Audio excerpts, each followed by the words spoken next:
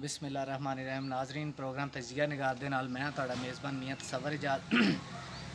नाजरीन, मकई के बारे मुख्तलिफ किस्म की वीडियो बना चुके हैं जिंदे विच पानी का इस्तेमाल, स्प्रे का इस्तेमाल, मकई का पूरा प्रोसीजर, जिस तरीके नाल बीज तो ला के मकई के पकन तक जिस जिस जो रिक्वायरमेंट्स ने उन्होंने किस तरह फॉलो करना है।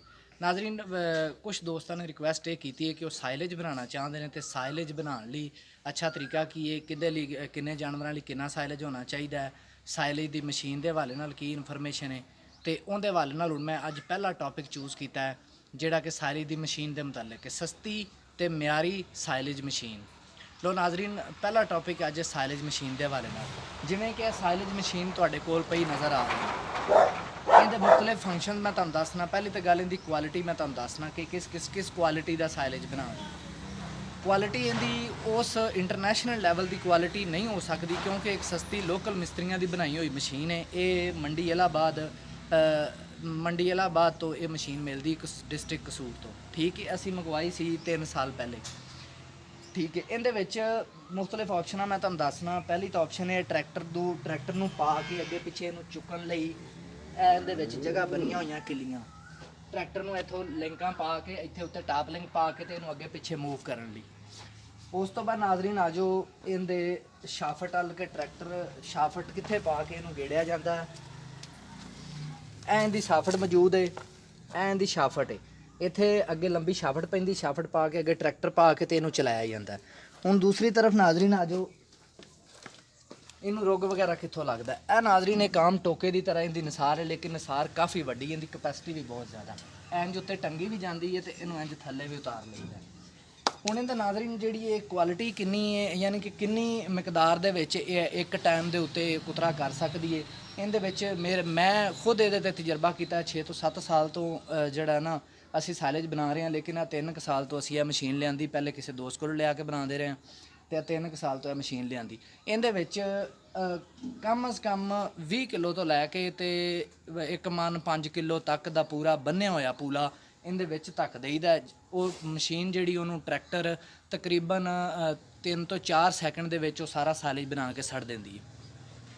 हुण इहदा बेहतरीन तरीका यह हुंदा है कि तुसीं छोटे छोटे पूले बन लो, 25 किलो 30 किलो 35 किलो 20 किलो 1 मन तक, यानी कि अगर कोई पूला आ जाए तो उन्होंने खिंच लेंदी है। अच्छा, दूसरी तरफ नाजरीन आ जाओ, उन्हें दी दूसरी साइड पर आ जाओ कि साइलेज बना के बाहर किधरों सड़ दी। यह नाजरीन इहदा वो बाहर वाला हिस्सा है, इहदा बाहर वाला हिस्सा है जिथों ये साइलेज बना के सट दी। इहदा जिहड़ा मैक्सीमम डिस्टेंस साइलेज सटन का वो तकरीबन 25 तो 30 फुट तक ये साइलेज दूर सट देंदी है। ठीक है, और उन्होंने तुसीं एडजस्ट भी कर सकते हो। उन्होंने एडजस्ट इस तरह कर सकते हो कि तुसीं उन्होंने अगर करीब सटना है तो उन्होंने नीवा कर लो, अगर दूर सटना चाहते हो तो उन्होंने दूर कर लो।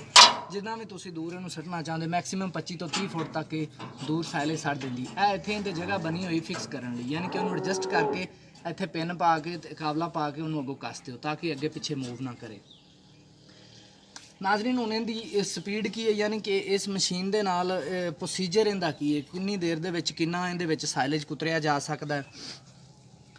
इहदे विच मैं जिहड़ा अंदाज़ा लगाया, अगर तुहाडे कोल 250 तो 300 मन चारा पिया होवे मक्की दी शक्ल दे विच, ते तुसीं उहनूं तकरीबन 40 मिनट दे विच इहदे ते कुतरा कर सकदे हो।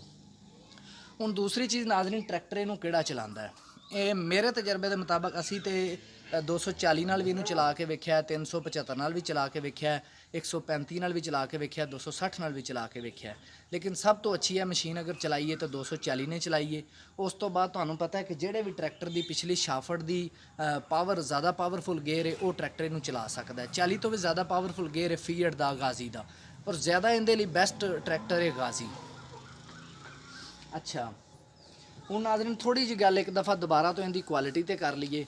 क्वालिटी इनकी इंटरनेशनल लैवल की नहीं होंदी। इंटरनेशनल लैवल दी जिहड़ियां मशीनां वो आंदी भी 35 तो 40 लाख की, कम अज़ कम 25 तो 30 लाख की पुरानी तो पुरानी मशीन, और यह मशीन नवीं जिहड़ी है वो 2.25 लाख रुपए च मिल जाती है। छोटे जिमींदार लिए बहुत वधिया मशीन है, जिहदे कोल 50 तो 60 70 80 तक जानवर होण।